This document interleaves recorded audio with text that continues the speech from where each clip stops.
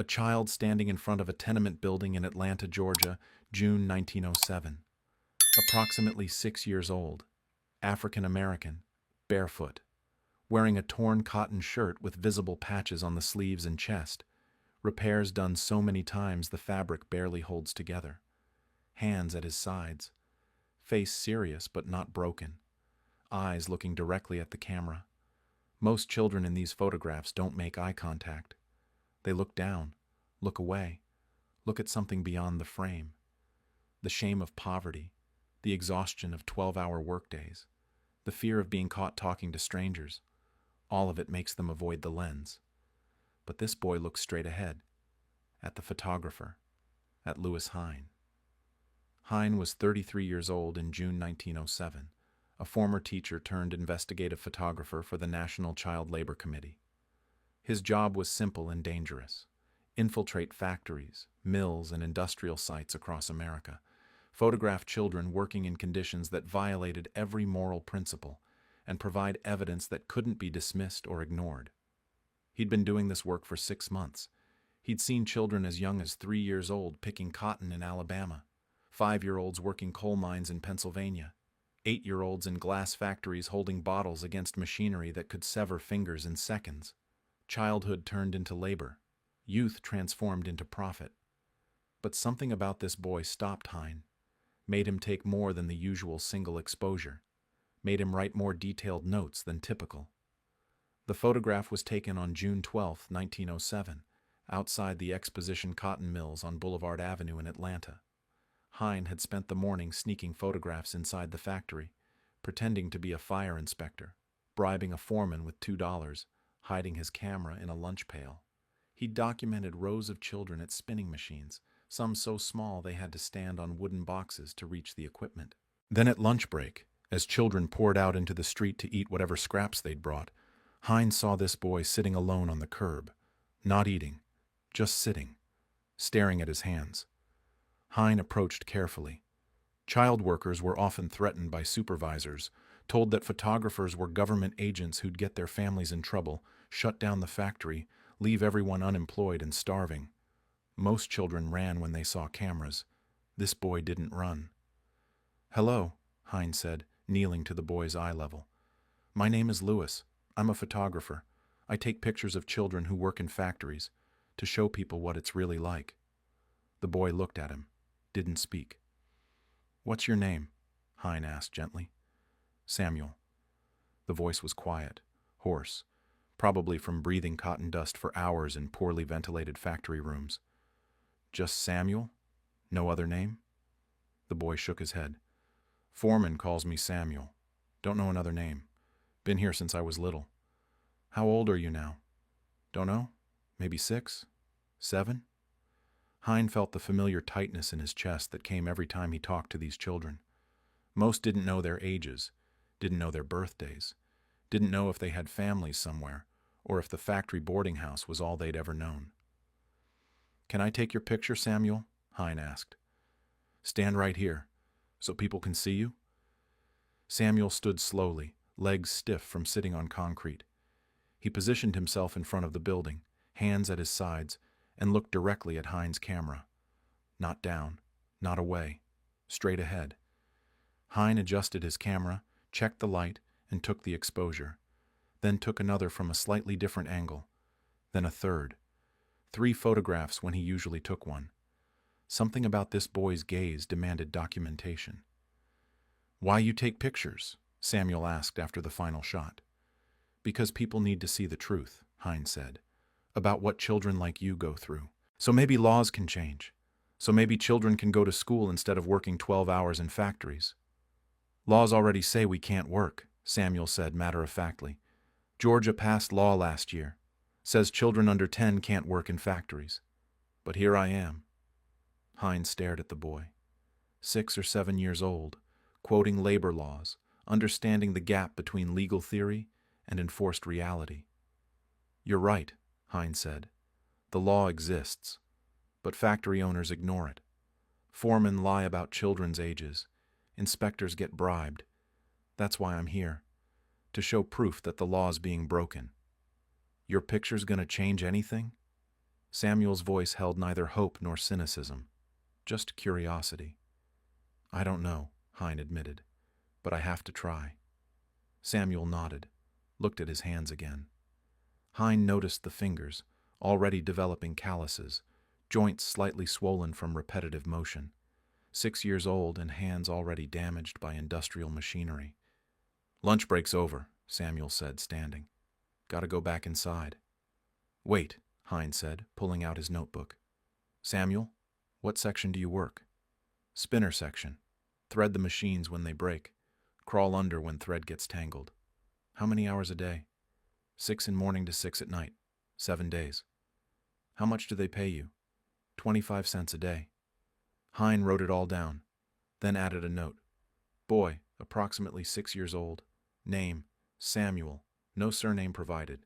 Direct eye contact, unusual, articulate, aware of labor laws, severe clothing damage, barefoot, appears malnourished. Hands show industrial damage despite young age." "Thank you, Samuel," Hein said, "for letting me photograph you." Samuel shrugged. "Won't change nothing. But okay." He turned to walk back inside. "Samuel," Hein called after him. The boy turned back. "It will change something," Hein said. "I promise you. Your photograph matters." Samuel looked at him for a long moment, then nodded once and disappeared into the factory entrance. Hein stood on the street holding his camera, watching the door close. He'd photographed hundreds of children, most blurred together in his memory, faces of exhaustion, bodies of exploitation, eyes of premature aging. But something about Samuel stayed with him. The directness of that gaze, the intelligence despite lack of education, the understanding that he was trapped in a system designed to consume him. Hein packed his camera carefully, labeled his film plates, and made notes about which photographs to prioritize for development.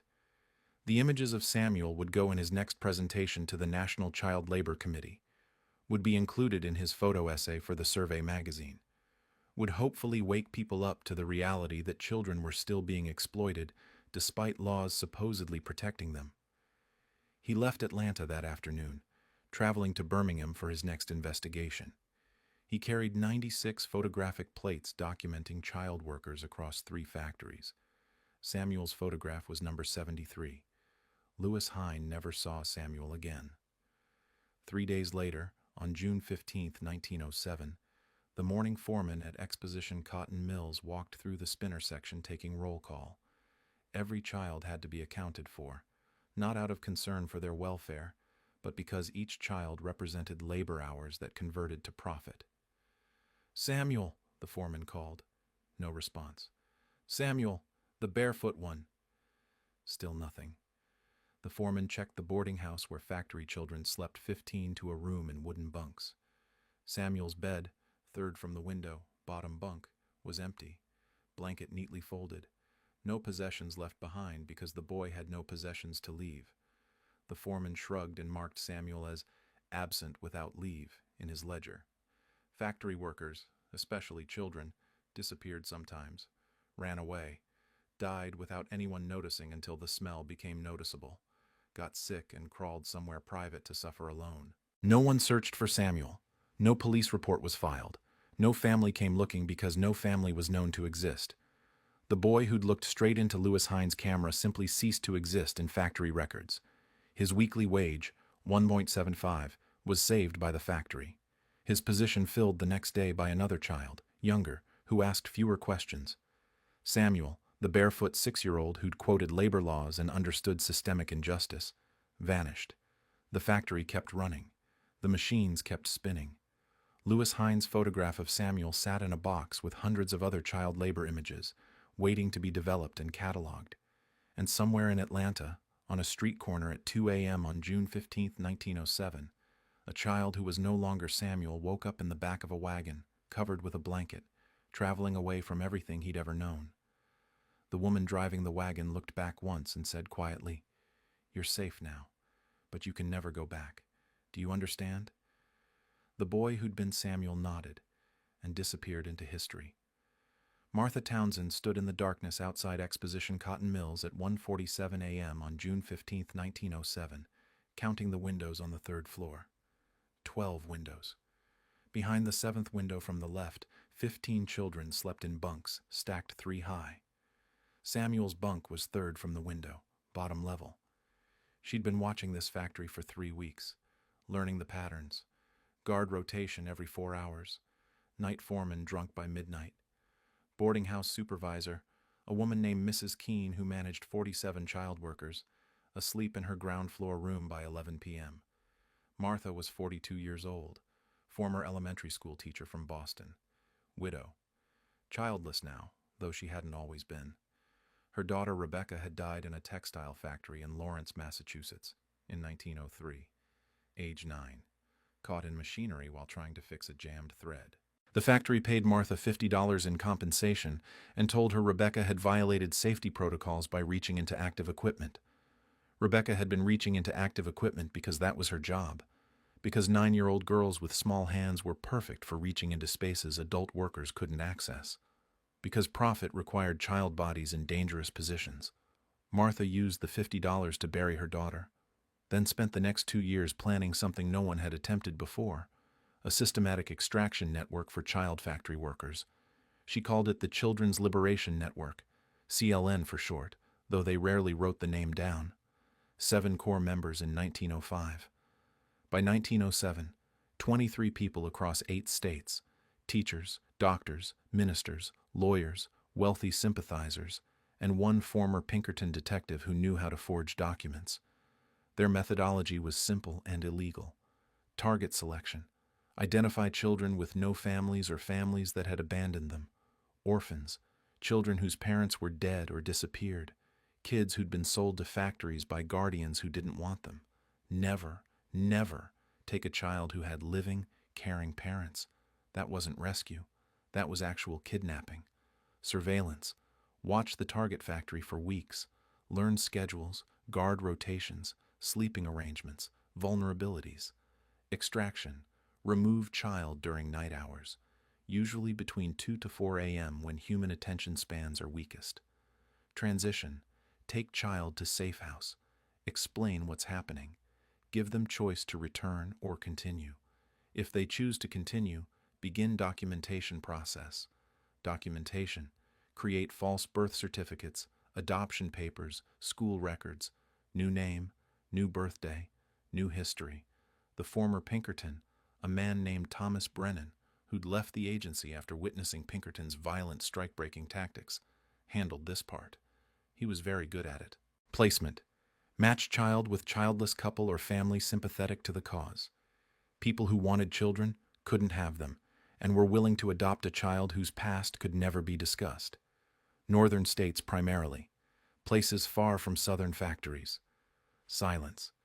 Everyone involved swore absolute secrecy. Discovery meant federal prosecution for kidnapping, but more importantly, discovery meant factory owners would tighten security, making future extractions impossible. By June 1907, CLN had successfully extracted 150 children from factories across Georgia, Alabama, South Carolina, and North Carolina. Not one extraction had been reported to authorities. Not one child had been traced. Not one family had come looking because none of these children had families. Samuel would be number 151. Martha had identified him 3 weeks earlier during a daytime surveillance. She'd posed as a social reformer conducting a study of working conditions, bribing the foreman with $10 for a tour. She'd seen Samuel at a spinning machine, barefoot, torn clothing, hands moving with mechanical precision. Then she'd seen the photographer, Lewis Hine. She knew his work. She'd attended a National Child Labor Committee presentation in Boston, where Hine's photographs had been displayed. The images had been devastating. Children as young as 3 in coal mines, 5-year-olds in glass factories, 7-year-olds in textile mills, and now Hine was photographing Samuel. Martha felt a strange combination of gratitude and concern. Gratitude because Hine's photographs were forcing America to confront what it preferred to ignore. Concern because photographs created documentation. If Samuel disappeared shortly after being photographed, investigators might connect the 2 events. But the risk was acceptable. Samuel fit every criterion for extraction. Age approximately 6, too young for any factory work, especially 12-hour days. No surname, meaning no documented family, no known relatives. Factory records listed him as ward of foreman. Awareness of his situation, Martha had heard him quote labor laws to Hine, intelligent, articulate, conscious of injustice. Physical evidence of exploitation, malnourishment, damaged hands, chronic cough from cotton dust. 2 days after Hine's photograph, Martha presented Samuel's case to the CLN Council. 7 people in a locked room in an Atlanta boarding house, speaking in whispers. Samuel, approximately 6 years old, exposition cotton mills spinner section, no family, severe exploitation, recommended for immediate extraction. Risks?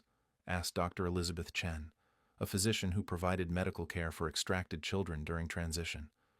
Photographer documented him 2 days ago. Louis Hine, National Child Labor Committee.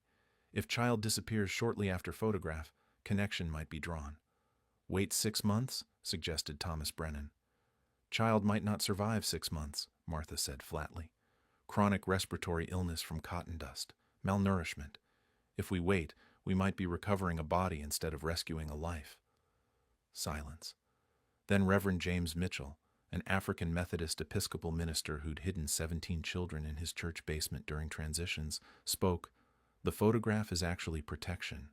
If authorities investigate disappearance, they'll assume runaway or accident. Photographer has no connection to us, no reason to be suspected. The risk is manageable. Vote, unanimous approval. Extraction scheduled for June 15, 1907, 2:01 a.m. Martha checked her pocket watch. 1:53 a.m., 7 minutes. Behind her, a wagon waited in the alley, driven by Thomas Brennan. Inside the wagon, blankets, food, water, and forged documents already prepared with Samuel's new name, David Hayes. Birth certificate listing him as 6 years old, born in Philadelphia to parents, deceased. Adoption papers signed by Charles and Margaret Hayes of Pennsylvania, a childless Quaker couple who'd agreed to raise him as their son. Samuel would become David Hayes before sunrise, if he agreed. That was the rule. Martha had insisted on it from the beginning. Every child got a choice. Explained clearly, you can stay here and continue working, or you can come with us and start a new life. Different name, different home, different future. But you can never come back. Never contact anyone from your old life. Your old name dies tonight. Most children chose to leave. Some didn't. The ones who chose to stay broke Martha's heart, but she respected their decision. Forced rescue was just another kind of imprisonment. 1:58 a.m. Martha moved to the boarding house entrance. Side door, always unlocked. Fire code violation, but convenient for her purposes. 3rd floor, turn right. 7th door. She'd done this 43 times. Every time her hands shook. Every time she thought about Rebecca. Every time she wondered if this particular rescue would be the one where everything went wrong. Guard waking up, child screaming, police called, network exposed, all 150 previous rescues revealed, children torn from their new families and returned to factories, Martha and her entire network prosecuted for kidnapping. But every time, it worked. 2 a.m. Martha entered the building. The stairs didn't creak. She'd oiled them 2 nights ago during a test run. The hallway was dark. Breathing sounds from behind doors. 47 children sleeping in rooms designed for 15. 3rd floor, turn right. 7th door. She opened it slowly. 15 bunks. 45 children packed into space meant for 10. The smell of unwashed bodies, illness, and exhaustion. 3rd bunk from the window. Bottom level. She knelt beside it. The child was sleeping on his side, knees pulled to chest, one hand tucked under his cheek. Even in sleep, his face looked older than 6. Exhaustion aged children faster than time.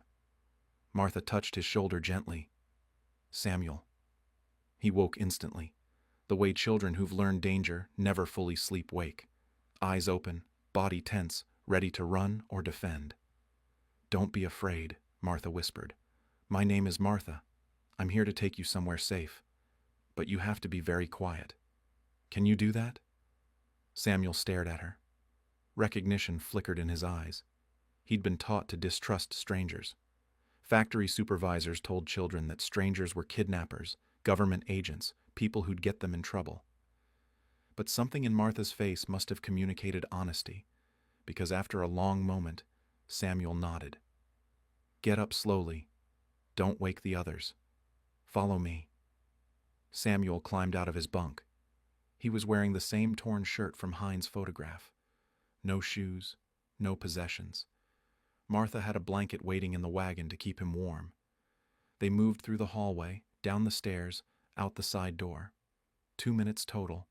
No alarms, no waking children, no guards.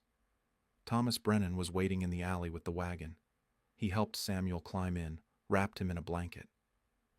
"You're safe now," Martha said quietly. "But you can never go back. Do you understand?" Samuel looked at her, then at the factory building, then back at her. "Where am I going?" "Pennsylvania, to a family named Hayes. They'll be your new parents. You'll be their son, David. You'll go to school, have a real childhood, sleep in a real bed, eat regular meals, no more factory, no more spinning machines, no more 12-hour days. What if I want to go back? Then we'll return you right now. This is your choice, Samuel. Not mine, not anyone else's. Yours." The boy sat in the wagon, wrapped in the blanket, breathing the first truly free air he'd experienced in years. Behind him, the factory loomed, a building that had consumed his childhood, damaged his hands, scarred his lungs, stolen his name. He looked at Martha and said, "My name's not Samuel anymore." "Not if you don't want it to be." "What's my new name?" "David Hayes." The boy tested the name silently, lips moving. David, Hayes, new sounds, new identity, new life. "Okay," he said finally. "I'm David now." Martha felt tears she couldn't afford to shed. 151 children saved. Thomas started the wagon. They moved slowly through Atlanta's pre-dawn streets, heading north.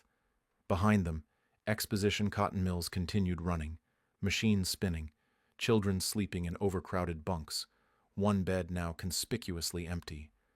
By sunrise, they'd be in Tennessee. By evening, Virginia. In 3 days, Pennsylvania. And Samuel, the barefoot boy who'd looked straight into Lewis Hines' camera, would cease to exist.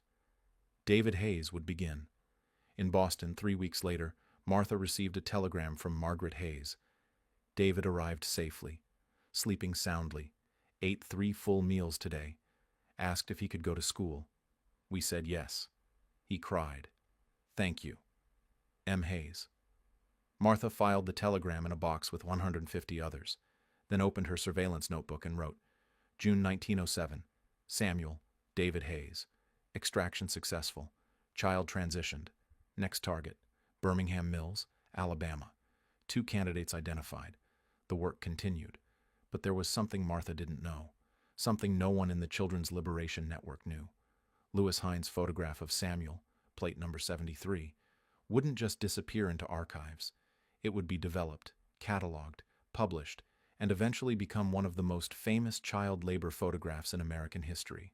Not because of the visible suffering, because of the eyes, because of that direct gaze. And 117 years later, a geneticist would look at that photograph and wonder, whatever happened to that boy? And the discovery would reveal not just one rescue, but a pattern. Not just David Hayes, but 200 children. Not just one photograph, but evidence of the most successful underground extraction network in American history. But in June 1907, as the wagon carried Samuel north toward his new life, none of that had happened yet. The boy who would become a lawyer, civil rights hero, and legend was just a 6-year-old wrapped in a blanket, learning to answer to a new name, David Hayes. The first sunrise of his second life was 3 hours away. Dr. Elena Rodriguez stared at her computer screen at 11:47 p.m. on March 14, 2024, reading the same DNA result for the 3rd time. She'd been working on the Lost Children of the New South project for 2 years, a genetic database attempting to match unidentified children's graves from 1880-1930 with living descendants. The project was funded by a coalition of historical societies, genealogy organizations, and universities across the Southeast. Most results were predictable. Child died young. Buried in unmarked grave. Distant cousin confirmed relationship through DNA. Tragic, but expected. This result was different. The test subject was Margaret Hayes, age 82, living in Chicago. She'd submitted DNA hoping to learn about her grandfather, who'd been adopted as a child in Pennsylvania around 1907. Family legend said he was an orphan from Georgia, parents deceased, but no documentation existed. Margaret wanted to know, who were her great-grandparents? Did she have relatives she'd never met? The DNA analysis showed African-American ancestry with genetic markers consistent with Georgia origin. Expected. But when Elena cross-referenced the markers with historical records, something strange appeared. No matches in Georgia death records for parents who died 1900-1907 matching the genetic profile. No adoption records in Pennsylvania matching the timeline. No orphanage records. Nothing. It was as if Margaret's grandfather had simply materialized in Pennsylvania in 1907 with no prior existence. Elena had seen this pattern before, 17 times in the past year. Children who appeared in northern states between 1905-1920 with vague adoption papers, no verifiable Georgia origins, and genetic markers suggesting they shouldn't exist where records claimed. She'd flagged it as a data anomaly, incomplete record-keeping from that era. Nothing unusual. But tonight, working late in her Emory University office, Elena had tried something different. Instead of searching death records, she'd searched the Lewis Hine photograph archive. Lewis Hine had photographed thousands of child laborers for the National Child Labor Committee between 1906 and 1918. The Library of Congress had digitized his entire collection in 2019, including his handwritten notes. Elena had created an algorithm to analyze facial features in historical photographs and match them to genetic reconstructions based on DNA data. It was experimental, probably wouldn't work, but she'd run Margaret Hayes's grandfather's genetic profile through the algorithm anyway. 3 potential matches appeared, all photographed by Lewis Hine in June 1907 in Atlanta, Georgia. All approximately 6 years old, all African American, all working in textile mills. Elena clicked on the first image, a boy standing in front of a tenement building, barefoot, torn clothing, looking directly at the camera with unusual directness. Hine's notes: Samuel, no surname provided, approximately 6 years old. Exposition Cotton Mills, Spinner Section, June 12, 1907. Elena pulled up Margaret Hayes's family documents again. Grandfather's adopted name, David Hayes. Born, allegedly, 1901. Adopted 1907 by Charles and Margaret Hayes, Pennsylvania. Age matched, timeline matched, Georgia origin matched. But Samuel disappeared from factory records on June 15, 1907, 3 days after Hine's photograph. No explanation, simply marked absent without leave in the foreman's ledger. And David Hayes appeared in Pennsylvania adoption records on June 18, 1907. 3 days later. Elena did the math. Atlanta to Philadelphia by train in 1907. Approximately 3 days. Her pulse quickened. This couldn't be coincidence. She searched for David Hayes's adult life. Found obituary from 1983. Dr. David Hayes, prominent civil rights attorney, dies at 82. Hayes, born in Philadelphia to Charles and Margaret Hayes, deceased, devoted his life to defending African Americans in Jim Crow South. Argued landmark cases before Georgia Supreme Court, instrumental in desegregation efforts. Georgia Supreme Court. He'd returned to Georgia as an adult, the state where he'd been photographed as a child laborer. Elena pulled out her phone, called her colleague, Dr. Marcus Chen, a historian specializing in progressive-era reform movements. Marcus, sorry to call so late. Question: were there any organized efforts to extract children from factories in the early 1900s? Like, systematically, secretly? Not that I've found documented. National Child Labor Committee lobbied for legislation. Settlement houses provided some support. But actual removal of children from factories? That would be kidnapping. Why? Because I think someone did it. Multiple times.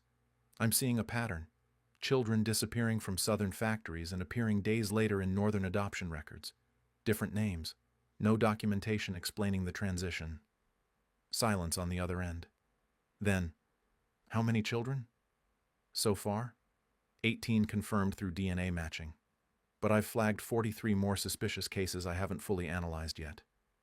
Elena, if what you're suggesting is true, if there was an organized network removing children from factories, that's massive.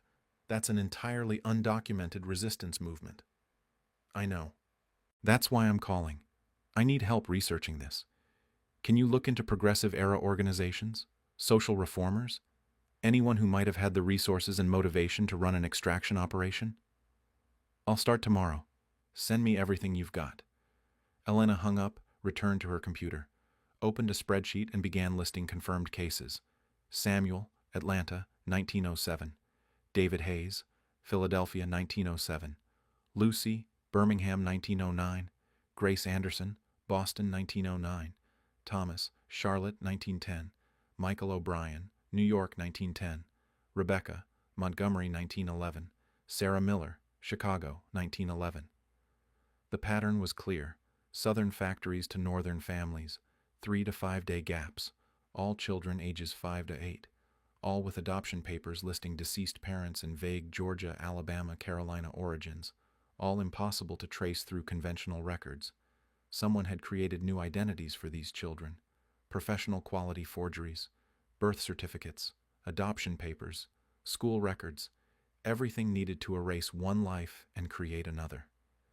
Elena thought about Samuel David Hayes, the barefoot boy in Hines' photograph who'd become Dr. David Hayes, civil rights attorney. He'd lived to 82, argued cases before the Supreme Court, changed lives, made history. If he'd stayed in that factory, he'd probably have died before age 12. Cotton dust inhalation, machinery accident, malnutrition, tuberculosis, any of the causes that killed child laborers at catastrophic rates. Instead, he lived 76 more years, had a family, a career, a legacy, because someone stole him.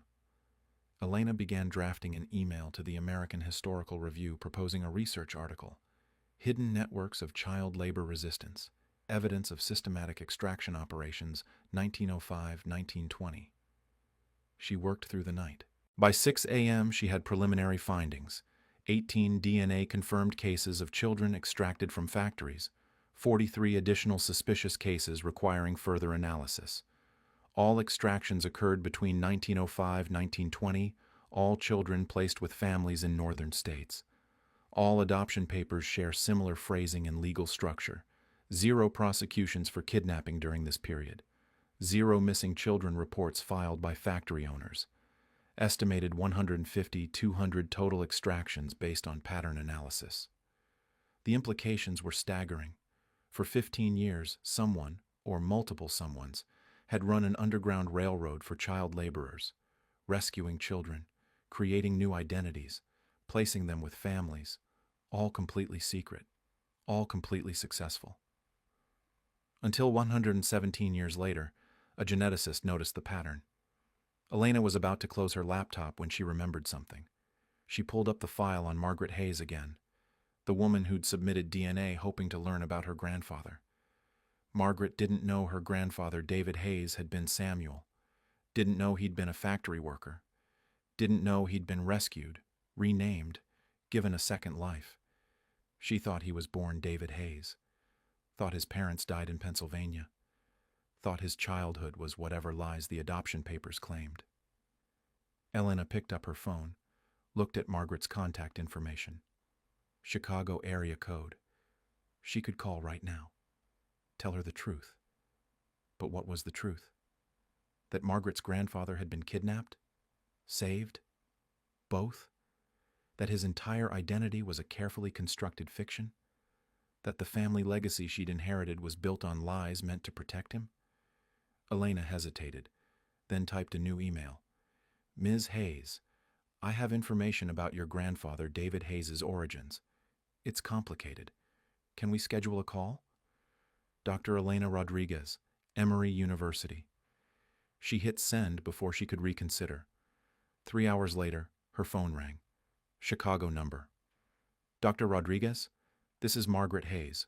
You said you have information about my grandfather? Elena took a breath. Yes. But before I explain, I need to ask, did your grandfather ever talk about his childhood before adoption? Never. Said he didn't remember much before age 6. Always changed the subject when we asked. We thought maybe it was trauma, losing his parents. Ms. Hayes, I don't think your grandfather's parents died. I think they never existed. I think David Hayes was born Samuel, worked in a textile factory in Atlanta, and was extracted by an organization we're just now discovering existed. His entire identity was created to protect him. Silence. Then, extracted? Like, kidnapped? Or rescued, depending on perspective. I found evidence of an organized network that removed children from factories and placed them with families under new names. Your grandfather was one of approximately 150-200 children saved this way. More silence. Elena could hear Margaret breathing. My grandfather was a civil rights lawyer, Margaret said slowly. Spent his whole life fighting injustice, fighting for people who couldn't fight for themselves. Her voice broke. If what you're saying is true, someone did that for him first. Yes. Do you know who? The organization? The people who saved him? Not yet. That's what I'm researching. But Ms. Hayes, there's something else. Your grandfather returned to Georgia as an adult, practiced law there, fought segregation cases there. He went back to the state where he'd been a child laborer and spent decades fighting the systems that had exploited him. Margaret was crying now. He never told us, never said a word about any of this. He couldn't. If anyone discovered the truth, they might have traced him back, exposed the network, put other rescued children at risk. His silence protected everyone. Dr. Rodriguez, I need to see that photograph, the one from 1907. Can you send it? Elena pulled up Lewis Hines' image of Samuel, the barefoot boy looking straight at the camera.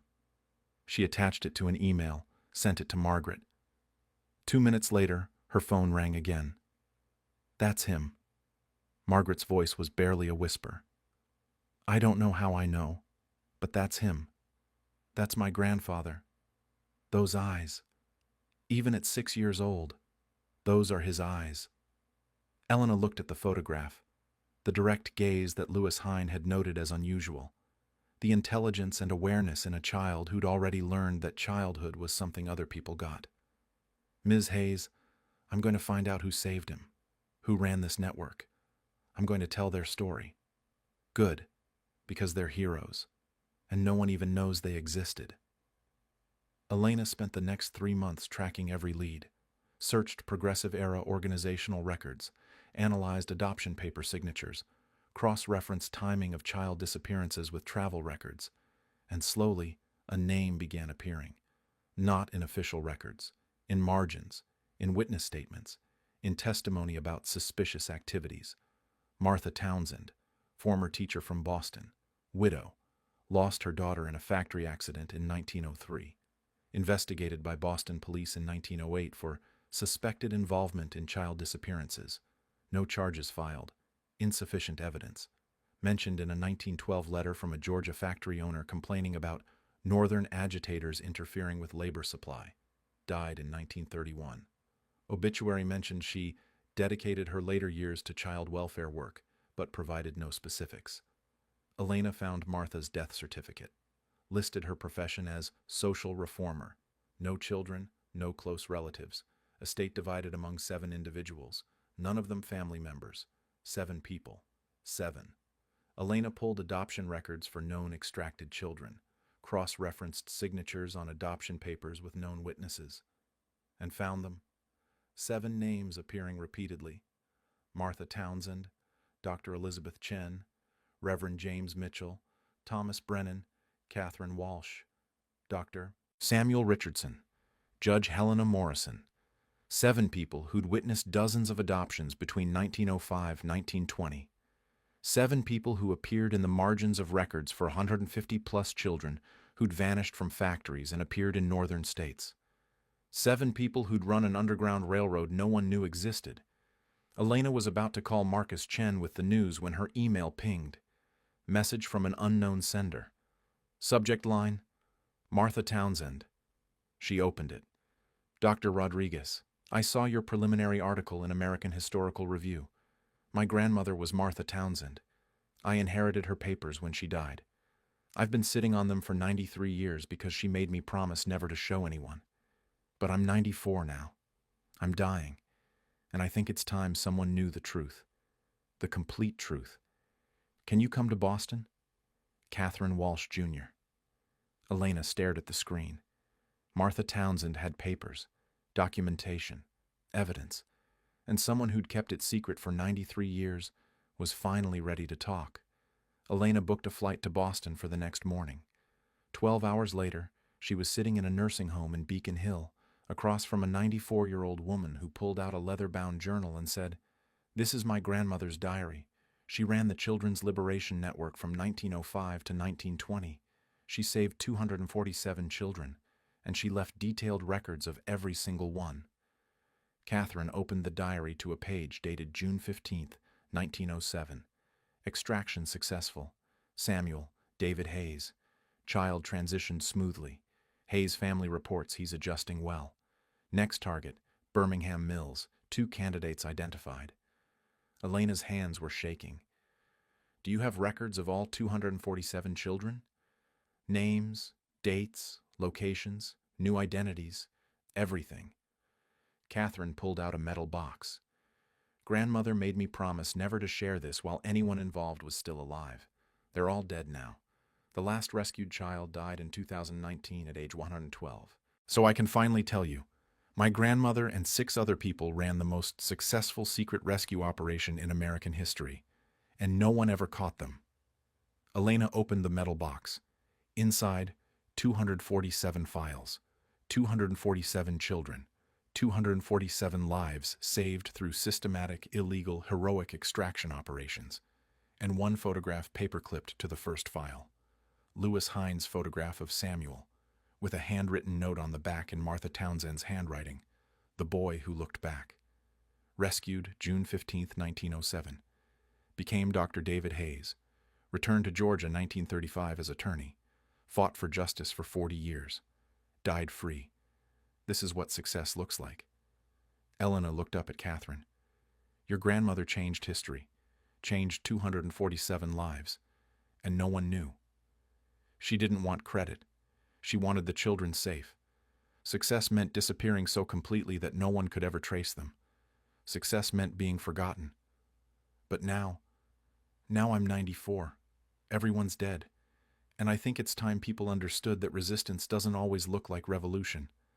Sometimes it looks like a woman standing outside a factory at 2 a.m. counting windows." Elena carefully closed the diary. "Can I write about this? Tell their story?" Catherine smiled. "That's why I called you. My grandmother spent 93 years as a secret. I think she's been silent long enough." Elena left Boston with the metal box, 247 files, Martha Townsend's complete diary, and permission to publish everything. 6 months later, her article appeared in American Historical Review. The Children's Liberation Network, 247 children saved from Southern factories through systematic extraction operations, 1905-1920. The article included photographs, documents, DNA evidence, first-person diary entries, complete reconstruction of the network's operations, and 1 specific case study, Samuel, the barefoot boy from Lewis Hines' photograph, who became Dr. David Hayes and spent 40 years fighting the systems that had tried to destroy him. The article went viral. National news picked it up. Descendants of the 247 rescued children began coming forward. Museums created exhibitions. Documentary filmmakers started projects.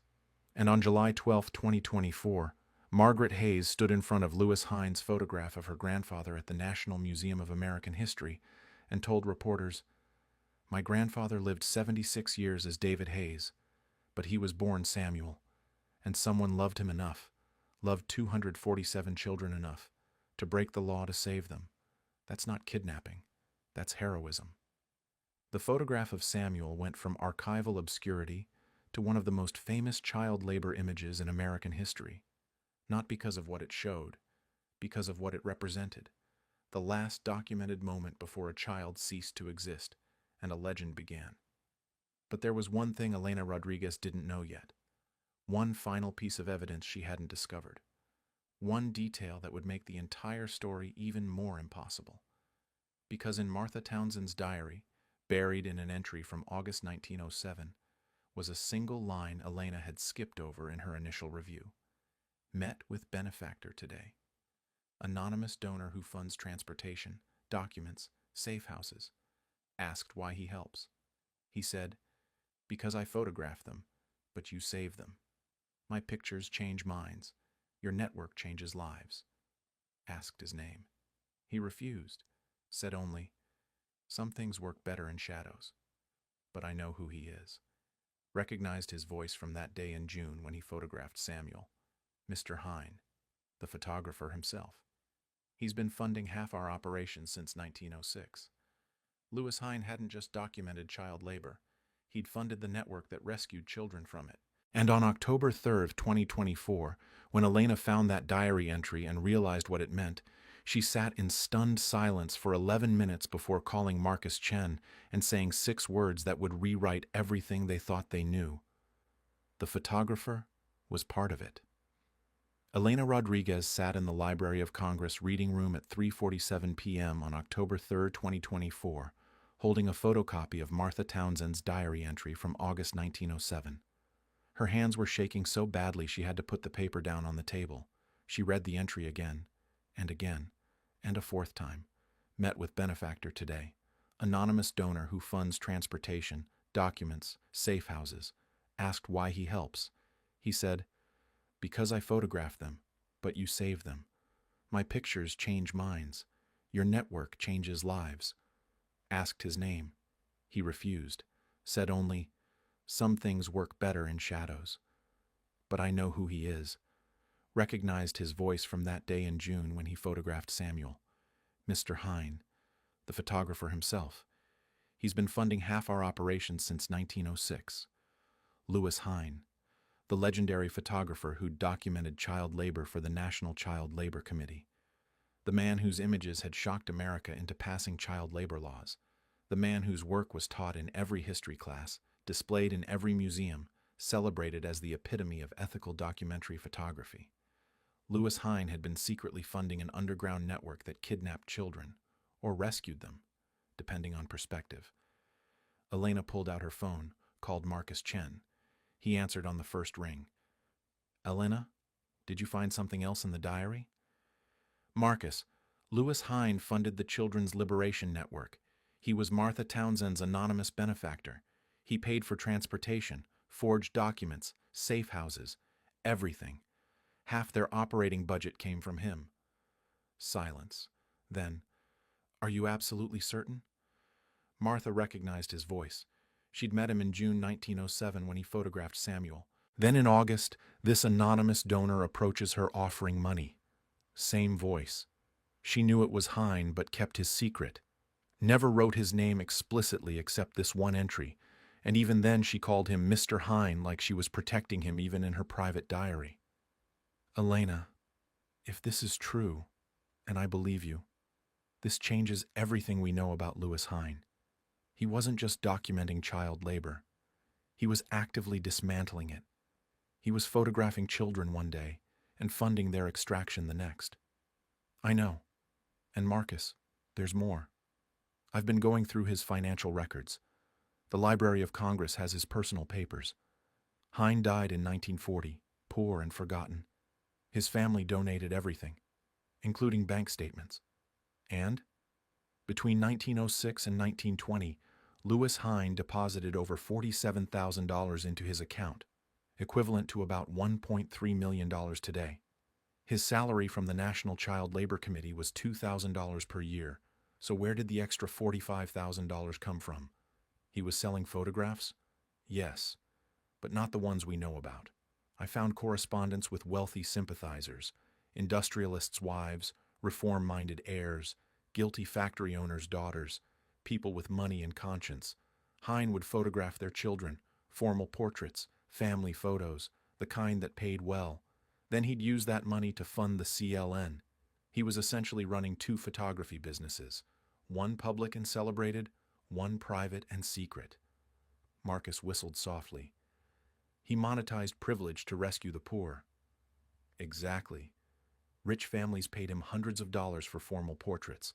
He'd turn around and give that money to Martha Townsend to extract children from factories.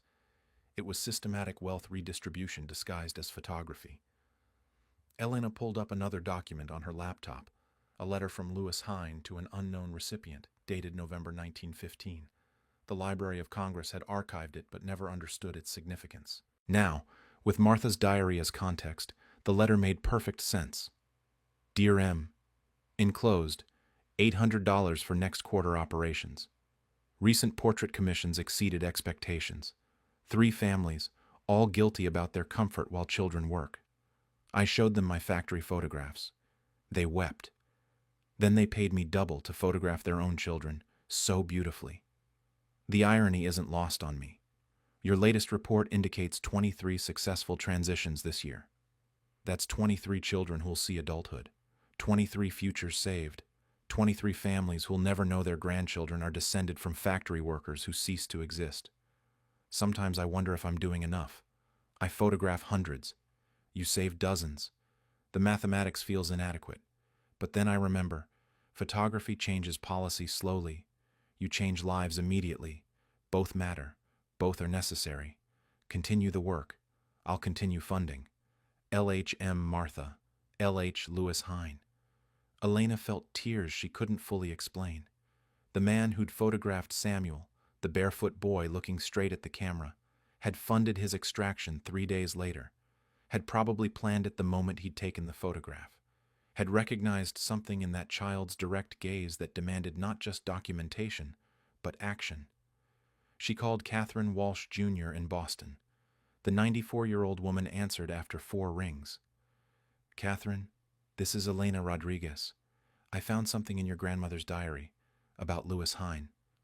Ah, Catherine's voice carried no surprise. You found the August 1907 entry.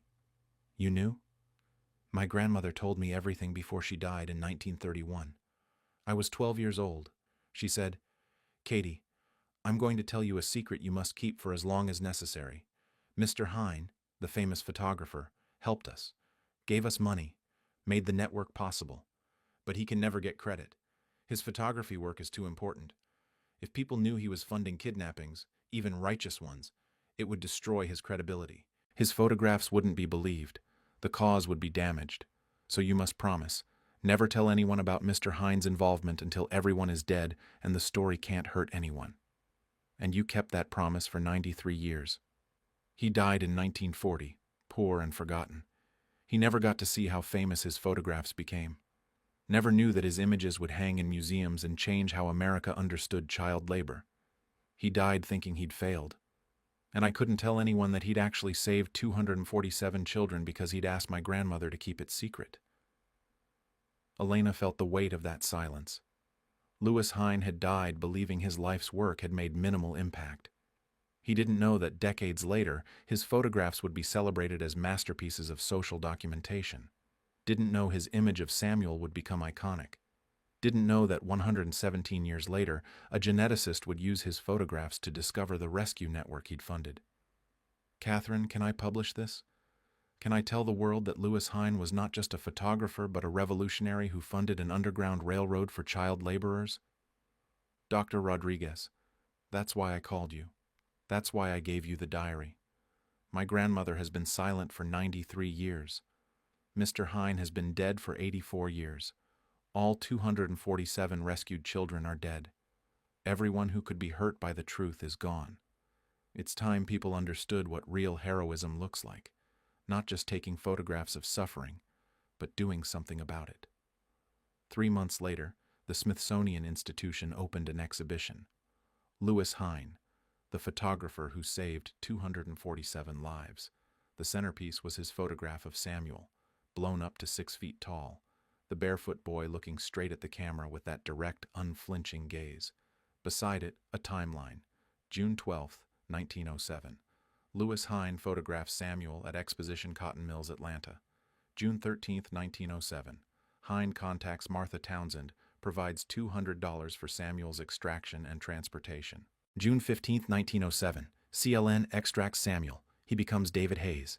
1907-1940. Hine continues funding CLN operations. 247 children rescued.